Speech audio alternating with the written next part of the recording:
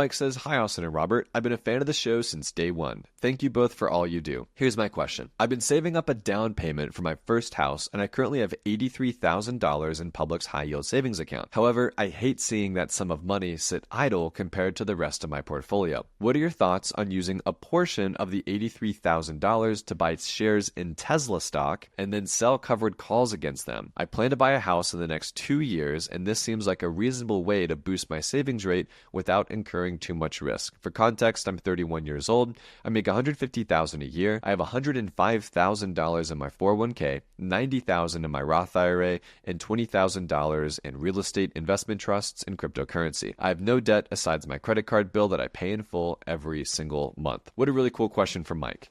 All right, Mike. Yeah, don't do that. That's not a good idea, my friend. I do not believe that if someone is trying to save money that will be used in the next 18 to 24 months, that they should be at all aggressive with this money, right? Having it be making 3, 4, 4.5% in a high yield savings account or with a bond account or, T-bills, whatever there, like that's totally cool. That is you being aggressive with your money, right? That's making sure that inflation is not eating away at your purchasing power. But what happens if Tesla stock goes down? What happens if you can't roll it forward and you are, you get assigned, or all these bad things could always happen when it comes to investing your money, right? Investing involves risk, and we say that all the time. If you are someone who's literally saying, I want to save up for a house and buy it in the next 2 years, then do that. Save up for a house and buy it the next 2 years. If you feel bad about your money not working for you, open up your 401k balance and say, oh, cool, I'm up $20,000 this year. Or open up your Roth IRA and say, oh, cool, I'm up $15,000 this year.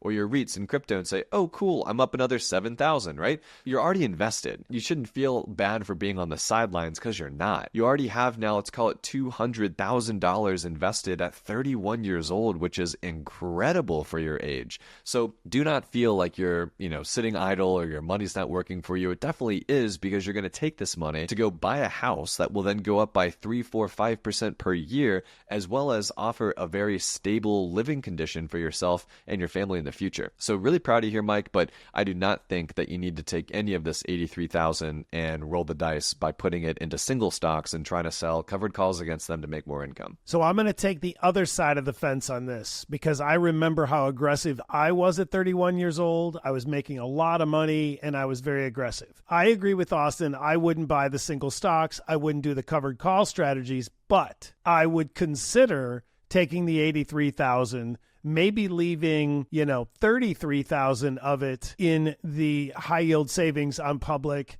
and then taking 50 of it and putting it into something safer like a VOO or something like that. Or flip that around and leave 50 and put the 33 into VOO to get some more gains, because the only thing you have to concern yourself with here is, what if you happen to choose a time when the stock market is down for 2 straight years and you put yourself at risk and you ended up going backwards with your $83,000?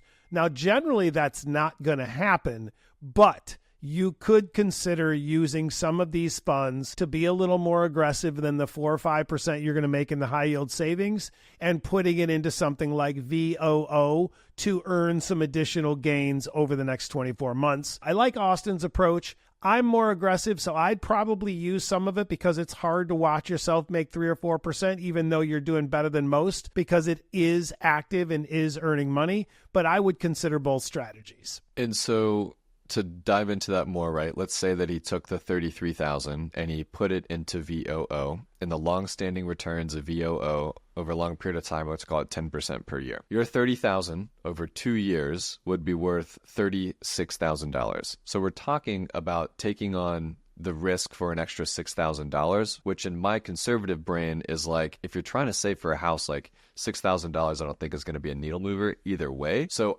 again, that's kind of like where I'm coming from. But I guess on the other side of the equation, maybe that $6,000 helps you buy the next tier house. I don't know. Yeah. I mean, either way, these are great questions because they're so in-depth and nuanced, and it just really lets us explore our brain and our experiences of what we would do given it was our situation.